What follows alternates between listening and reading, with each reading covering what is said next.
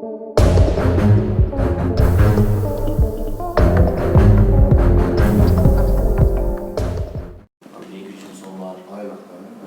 15 күнге жогоруда жана арендаторлор бар. Бизге мындай айтты да, жана мурдакы Енисейин директор Руслан деген жигит болчу. Бир туугандар да. Анан ал кетип декабрга чейин иштеп, декабрда Темирлан деген өткөрүп алды. Биз Темирланды мисалы мен көргөн да жокмун. Мен ошол жерде охранамын да, жана драмикада. Анан ошол менен айып которулат болуп, декабрдын аягында келет деди, тияктан малдар чалды, мына кыздар кеткен атат, жумган айылына калып кетти. Эртеси тиги чалса эле жок деди. Жаңы дайын алып калды. Сиздерге могу бир жуманын ичинде берилдиби акыркы могу? Жок. Эчтеке берилген жок. Биз сентябрга чейин алганбыз. Заби келип айткан боюнча жуманын ичинде биринчи транш кетти да. Экинчисин полный ушул жумада полный. Анан азыр сиздердин кайрылышыңыздар боюнча мен тийиштүү органдарга азыр Минтранска дагы маалыматтарды кетиртем. Бизде ушундай субподрядчиктер алып жумушчулардын айлыгын төлөп атат деген маанидечи. Андан тышкары азыр ушу италиялык компаниянын өкүлүн азыр чакыртып атам. Келсе мынакей официально алдыр. Сиздер айткан боюнча мондай нааразычылык туудуруп атат. Канчалык 20дан ашык адамдын эмгек акысы эмчек берилбей атат деген маселени коюп эмет беребиз. Анан азыр өкүл койдуңуздар да биз менен байланыш тургудай болуп. Азыр Енисейдикине чакыртып алып атабыз. Келсин. Анан алар жаз менен эле мына бир айдан иштейт да, туурабы? Анан эгерде ушундай кылып атса, биз аны менен иштешпейбиз. Чыгып кетсин ары. Эмгек акыны бериш керек да, башкасын кылып атса да. Эгерде биз мамлекет тарабынан же жанагы тоодинник компаниясы тарабынан акча берилбей атса, анда туура түшүнөтүлөт. Алар айтып атат, биз болгон акчанын баарын бергенбиз деп. Эч кандай биздин карызыбыз жок. Алар анан биздин өзүнүн компаниянын жетекчилиги жок акчаларын төлөбөй атат. Өздөрү расходтоп коюп. Мисалы Бишкекте эле байланышып атабыз да. Биз Бишкекте өзүнчө топ бар да. Алар байланышсам алар офисте непосредственно кирип чыгып атат. Барыш тиге байланышсак алар деле күнгө Сентябрга чейин айлык алганбыз. Анан октябрь, ноябрдыкын алып, жалпы отурган эсни эмелерчи жашагандыр. Анан биздин көйгөйсүлөр ошол. Анан могу жазга да биз кайрылуучулар иштейбиз да. Анан ошо жазкында бирөөс сизге кайрылганбыз, ошо такташып алып иштебесек болду. Айдан айга кетирип атпайбы. Ошого дагы көзөмөлдөп койсоңуздар да. Ошол жана чоңдор. Сиздер эгерде аны эми жаздыкын өзүнчө сүйлөшөлү. Биз тиги атайын өзүнчө эмеси болсоңор акча каражатын биз которулганыбызды айтып турабыз да. Жанагы итальян компаниянын кармабайсыздар да, биз акча бар. Биз канча иш жасаса ошонун баарын берип турабыз деп да.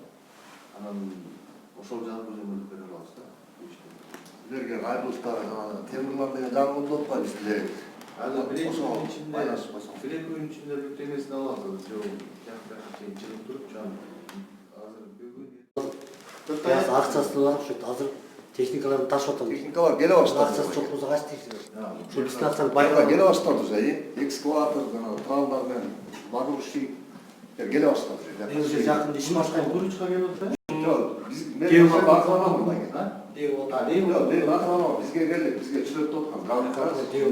Анан ошо дейган кетип атат окшойт.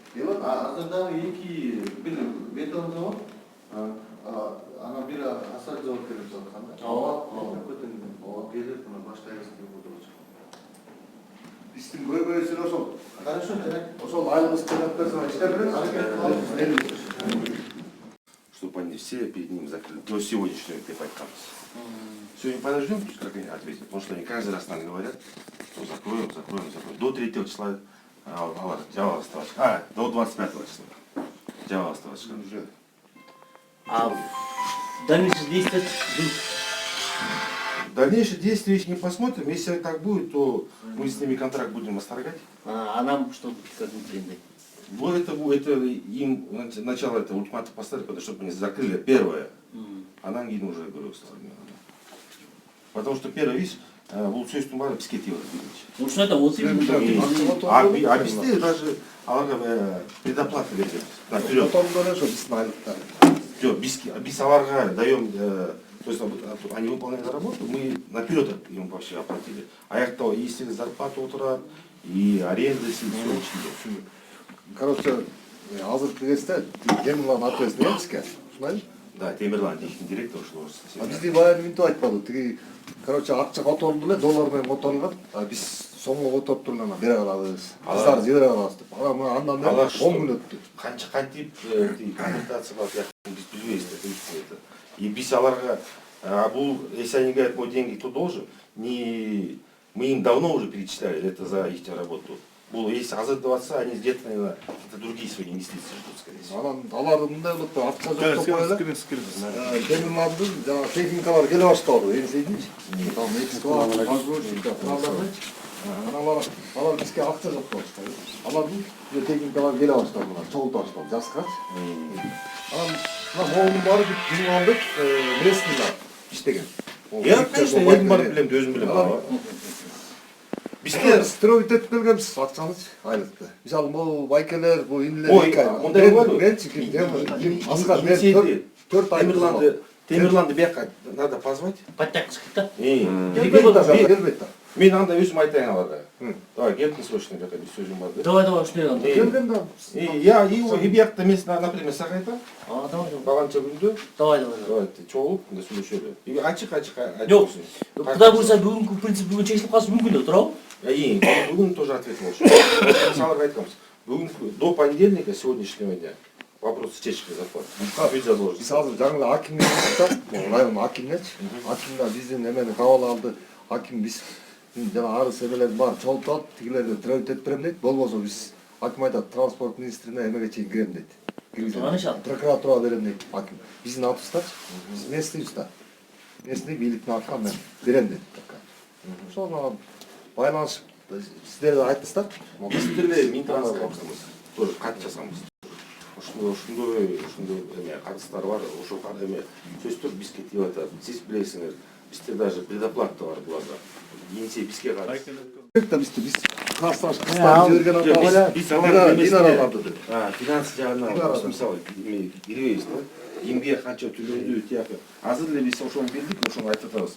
Баарын эми төлөгүлө, анан кийин ти квитанция, төлөгөн квитанциядан бери бизге копия 2% алып кетти го ошону, баары берилген, даже больше берилген. Квитанциялар төлөн, кимге, допустим, сизге төлөндү, ошол квитанцияны бизге как отчет. Отчет беребиз деди, ошо күндөн баштап. Бизге, потому что уже бизге еще Минтранс төлөлүк, некоторые акчасынчы. Бирок биз ага карабай, Инициативага каршы калыш. биз ага карабай, биз өзүбүздүн акчадан инициатива наперед берип салдык. Даже больше отдали. И аны да тоже Минтрансқа жаздык, ошентип тоже алар түшүнүп атат, что биз өзүбүздүн акчадан аларга наперед берип.